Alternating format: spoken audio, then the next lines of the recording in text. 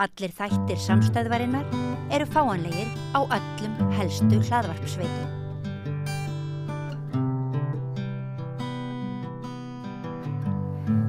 Nú það neytendamálinn, hann komin hingað Benjamin Julian sem verkefnastjóri í verðlagseftirliti Alþýðusambandsins. Síðastri vissi. Já, það heitir verðlagseftirlit. Jú, akkurat. Það hljómar eins og opinber stofnun. Já, það gerir það. Þetta náttúrulega, þetta var held ég stofnað sem hluta þjóðarsáttinni. Þannig að þetta í einhverjum skilningi opinber stofnun. Þetta svona partur af innréttingu samfélagsins í augnablikinu. Kannski fær Alþýðusambandi peninga frá ríkinu til þess að halda þessu úti. Stundum, af og til. Stundum. Herðu, þú ert alltaf að fylgjast með matarverði. Jú, einmitt. Stundum öðru verði líka. Stundum öðru verði líka. Já, en mest í matabóðum ekki. Og það það að lækka eða hækka matarverðið? Það að hækka jafn hratt og það hefur verið að hækka undanfarið sem hægar en það hækkaði áður. Það hækkar sem sagt meira heldur en annað verðlag. Það hefur verið þannig. Það hefur oft verið þannig, en það hækkar ekki, ég held að í augnablikinu sé matvörutakturinn, allavega þegar ég var að skoða árstaktin á matvöru núna, bara fyrir þennan mánuð, þá leita hann bara allt í lagi út líka með við alla verðbólgun. Hérna hefur verið í lægri kantinu þá. Og það eitthvað tengist þetta, það samkeppni núna í fyrsta skipti langa tíð. Það eitt, einmitt. Verðsamkeppni. Það kannski verið að keppa í hvorum með betri auglýsingar. Það heil búð komin í viðbót. Heil búð sem að voru þið ekki að segja að það var hún var ódýrari bónus? Jú, hún búin að vera það bara frá opna degi. Og það hefur ekki gerst síðan 1989 eða 92? Það hefur aldrei í sögu mannkyns hefur ódýrari bónus verið. Jú, ég er yngri bónus. Þannig að það eru aldrei tíðindi. Jú, það það. Og fleira til, sko. Það líka og Netto hefur ákveðið að færa sig úr að vera svona, hvað getur maður að kalla það, svona miðlungsdýrbúð yfir í að vera lágvöruverðsbúð. Þannig að það tvennt það sem gerist á síðasta ári sem að blæs með. Og það þannig að Netto hefur verið að lækka eða þú að ráða í það að samkaup sem eiga Netto og fleiri búðir, Úrval og ég man ekki hvað þessar búðir heita, ég svo mikið í bænum að ég þekki ekki hvað það heita. En það var sameining eða kaup samkaup keiftu prís og eitthvað annað dót. Akkurat. Með því að greiða hlutabréf. Hvort það gerist og það fellur eins og hanski að hönd að kannski þessu nýja módelið þeirra, en ég var að skoða bara í morgun ársbreytinguna eftir búðum. Hvernig vísitalan hefur þróast eftir búðum. Bónus þarna í hærri kantinum. Meira verðbólga í bónus. 5% verðbólga í bónus milli ára. Ársverðbólga. En hjá Netto? 0. Cirka bótt 0. Það 0,2. Þeir voru með hærra verð. Þannig að munurinn á Netto og bónus. Þeir eru að dragast saman. Verðstæðinnar. Og það það sem áhugavert. Og kjörbúðin var í mínus. Hún lækkar. Já, og kjörbúðin svona einhvern tímann heyrði ég þetta hugtak geta verið kallað þægindaverslanir. Mástu þetta því? Já, convenience store. Þetta svona, hún Þetta yfirleitt okurbúllur, litlar okurbúllur. Já, hún ekki þægileg í þeim skilningi, en hún þægilegri núna heldur en hún var í fyrra. Hún verður þægilegri og þægilegri. Já. Þetta þessar litlu búðir, þetta 10, 11 og svo tegund. Sko, samkaup reka 4 verslanir og af þeim eru 2 í alvörunni í þeim verðflokki. Æsland og Krambúðin eru báðar búðir sem maður myndi út frá verðinu kalla þægindaverslanir. Já, Krambúðin mjög lík og 10, 11. Akkurat, sama verðlag og sama En Æsland náttúrulega mjög furðuleg búð. Já, Æsland og ég held að það er verið að loka þeim. Það eru á leiðinni burtu, sko. En það sem gerist þá væntanlega að Krambúðin verður meira eins og 10, 11. Þannig að þú getur kannski fengið pulsu þar. Þú getur ekki núna, getur fengið pulsu í 10, 11. Og það eru bara 3 10, 11 verslanir, þannig að það verður hægt að hafa þægindi víðar. Þú getur ekki pítsu í 10, 11? Já, sko til. Þetta gæti verið eitthvað sem þú getur gert í Krambúðinni í framtíðinni. Kannski ef þau sigla í það. Allavega það sem við sjáum á þessu síðasta ári er að samkaup hafa sem að reka þær 2 og Netto og kjörbúðina, að þau hafa farið í 2 mjög ólíkar áttir með þessar verslanir. Æsland og Krambúðin eru áfram í dýrasta flokki og manni sýnist að Æslandbúðirna bara loka einn af annari á meðan að kjörbúðin og Netto sigla niður á við.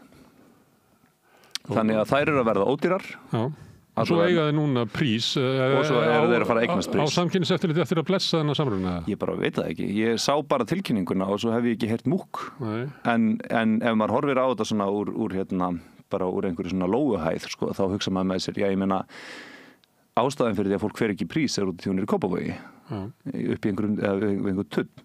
Og þá myndi maður náttúrulega bara vilja hafa hann í hverfinu hjá sér. Þannig að kannski væri hægt að breyta einhverjum nettobúðum eða kjörbúðum eða eitthvað. Það er nettó út á Granda sem er hliðin á Krónunni og Bónus. Það væri hagkvæmt að hafa þriðju lágvöruverðsverslunina sem er í lægsta flokki. Ef maður myndi áallt þetta væri svona stríð, þá myndi maður halda að nettóliðið myndi setja prís þar. En svo eru við með búðir hérna, það er Bónus því við erum hérna í hverfinu, við erum svolítið hérna við erum í 105. Það er Bónus hérna í Skipholtinu. Akkurat. Og þar fyrir neðan í Nóatúni er Nettó. Já. Þannig að þar geti komið. Svo Nettó er smá þægindabúð, sko.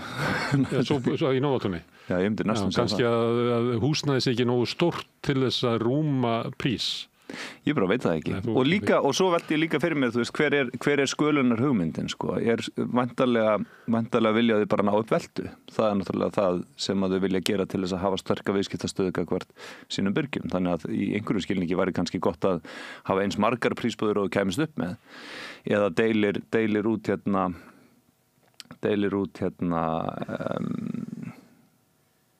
Já, nei. Við vitum það ekki ennþá. Þá eftir að koma í ljós. Já, eftir að koma í ljós. Hvort að þessi breyting verði til þess að verðsamkeppni á matvörumarkaði muni aukast. Já.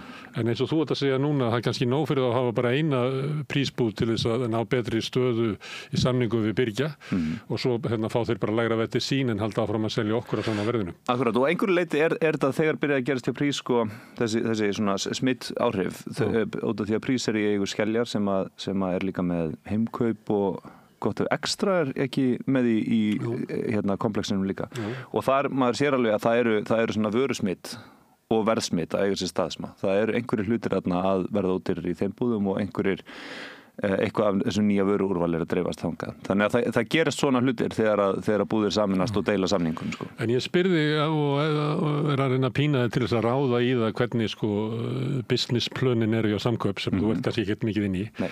Vegna þess að þetta skiptir máli, vegna þess að við sáum það svolítið þegar prís kom inn, að þá kom svona skjálft á markaðinn og svo allt í einu gerist það að þau hætta að brelta og leyfa prís að vera bara ódýrasta búð. Þannig að Bónus fer eiginlega ekki í verðsamkeppni við prís. Ef að prís verður bara einbúð og þá er það líklega, þá eru bara áhrifin af prís inn á markaðin, þá eru bara búin. Já. En ef að Samkaup fer og dreifir prísbúðunum, að þá getum við séð fram á kannski aukna samkeppni. Og það liggur svo í augum uppi að það sé það sem svona samruni myndi leyfa. Það er svo augljós ég trú ekki öðru en að þau sé að fara að gera það, bara að væri galið að gera annað. Svo er annað við nettobúðurnar sem er að, sko, þú ert að breyta þeim í lágvöruverslun en þær eru þekktar fyrir úrval líka. Og það er kannski svona smá svona 50-50 hvort maður farið inn í Nettó til að fá lífrænt netusmjör eða hvort maður farið þangað eða einhverja gæðasteik eða hvort maður farið þangað til að spara pening.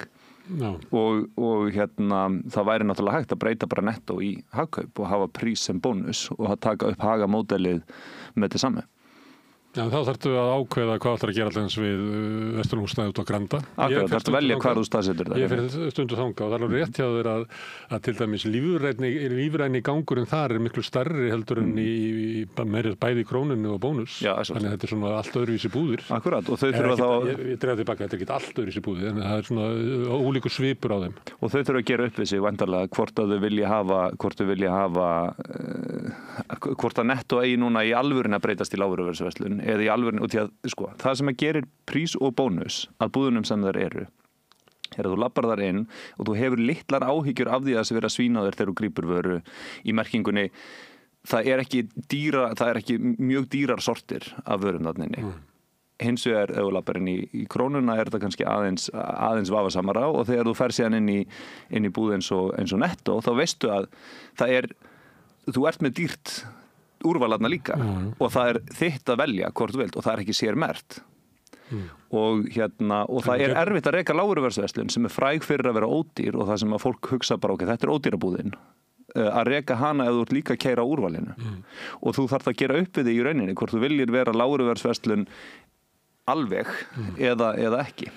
En með við verðbreytinguna á Netto að þá ert þú eiginlega að segja að það sé eins og þessi að íhuga að fara með Netto yfir í næri lágvörðu verslunum. En maður myndi ætla að það veri bara einfaldara að bara sviss út og bara breyta þessu búðum í prísbúður. Það það sem ég myndi segja, sko. Við fluttum að því frétt einhvern tímann í vetur að að á þegar við vorum að skoða ársbreytinguna á vörum í Netto þá höfðu vörurnar sem að Netto að keppa við beint við bónus og og hina búðirnar þær vörur höfðu lækkað eða staði verði og aðrar vörur höfðu í rauninni bara svona trallað upp eins og verðlagið og þetta búð sem klofin innbyrðis þetta búð sem vill keppa en þetta líka búð sem vill hafa úrval. Og þar alvegandi búð sem svolítið flókið að vera viðskiptavinur hjá. Akkurat. Og þú getur tengt í búðir sem samanburðurinn og það allt í lagi og svo allt í einu snertur þarna næstu krukku við og þá var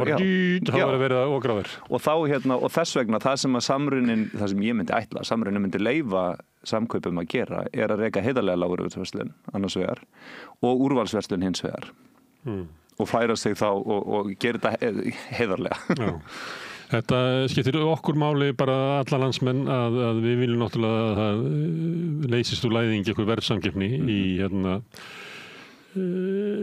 matvöruverslunum sem hefur eiginlega ekkert verið hvað við höldum að bónus sé svona 30-35 ára gamall. Það var örlitlu tímabili sem að þegar krónan var að byrja þá virtist vera að þau ætluðu að fara í samkeppni en síðan var þessi frægi frasi að veistu af hverju krónan heitir krónan, það vegna að allt krónu dýrara heldur en í bónus að það þetta dæmi svona samkeppni þar sem að hangir eitthvað samkomulag í loftinu sem allir hlýða eftir og þau þurfi ekki að fara upp í öskuli til að hittast til þess að gera það bara samkomulag það að það sé hagkvæmara fyrir krónuna að vera krónu dýrari í öllum vörum sem samanburðarhæfar ná kannski innaukinni veldu með að hafa aðeins meira úrval og eitthvað slíkt til þess að mæta því að þeir eru með minna aðstreymi heldur en bónus af þeim sem að sækjast eftir lágaverðinu og þá bara strandar þetta þannig og þannig hefur matvörumarkaðurinn verið árum og jáfnvel áratugum saman. Þannig það skiptir máli ef leysist úr læðingi verðsamkeppni að neytendur geta haft hag af því. En þetta skiptir líka kannski eins og ég nefndi áðan hann út á Granda, þá eru þar allar búðirnar og þetta breytir ekkert stórkostlega fyrir okkur.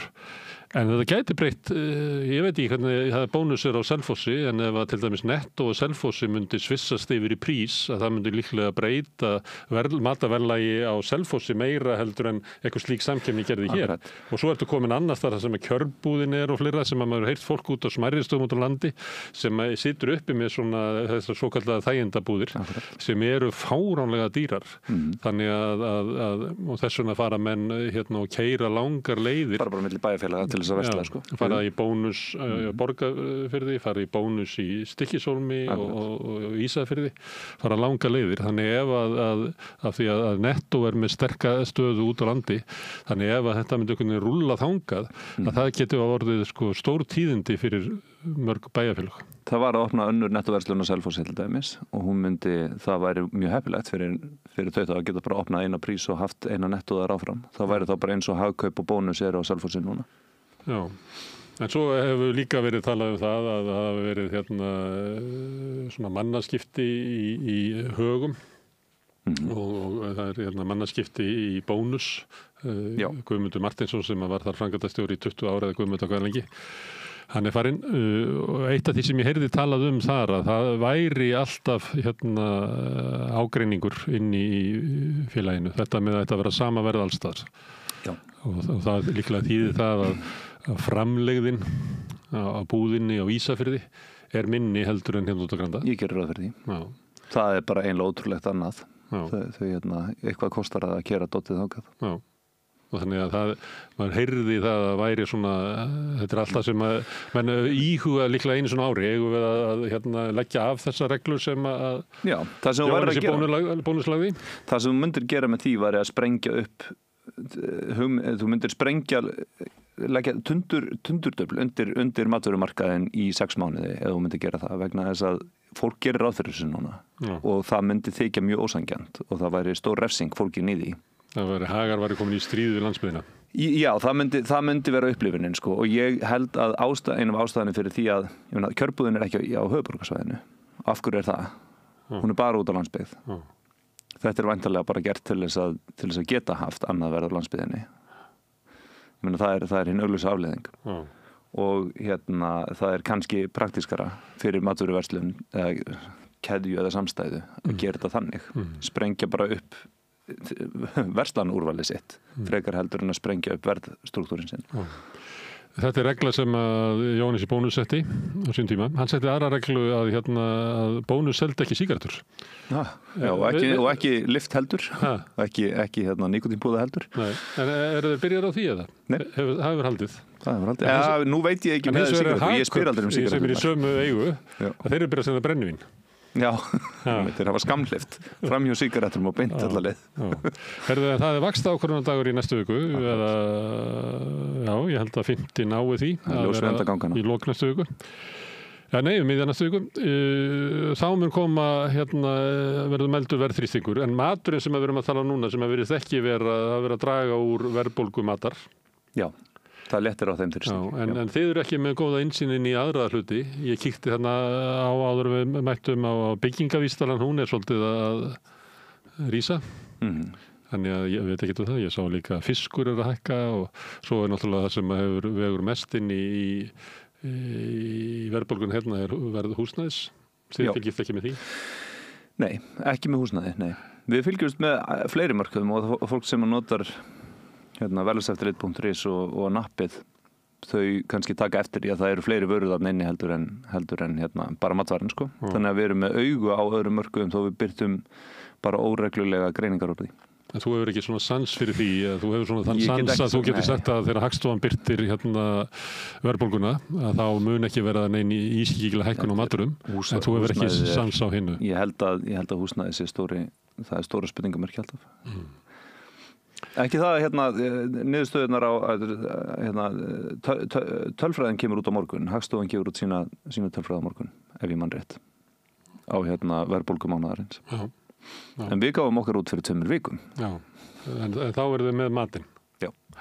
Sem náttúrulega mikilvægastur. Ekki láta eins og það skiptir ekki máli. Nei, það skiptir mesta máli til dæmis fyrir lágtekjufólk. Ég hef hendi að ýmsum, ég man ekki hvort ég hef nefnt einhvern tímann við ASÍ, nefnt einhvern tímann við Eflingu og Öryrkjabandalagi og fleira, að það ætti að búa til sérstaka verðbólgumælingu fyrir lágtekjufólk. Þess að þar vegur til dæmis matur miklu hærra og húsnæði miklu hærra og það akkúrat þeir liðir sem hafa hækkað mest svona undanfarin 2 ár. Akkurat. Þannig að lágtekjufólk hefur lifað við meiri verðbólgu heldur en þeir sem eru með háartekjur. Það bara þannig. Herðu, við kannski heyrumst þá eftir viku eða svo þegar það eru komnar vaxtaákvarðanir og okkur fleira og þegar það kemur í ljós hvernig það mjög spennandi að vita hvað Samkaup ætlar að gera. En janúar svona útsölumánuður, það ekki? Jú. Einmitt. Og nú meira bara að fara að blæða alveg inn í desember sko.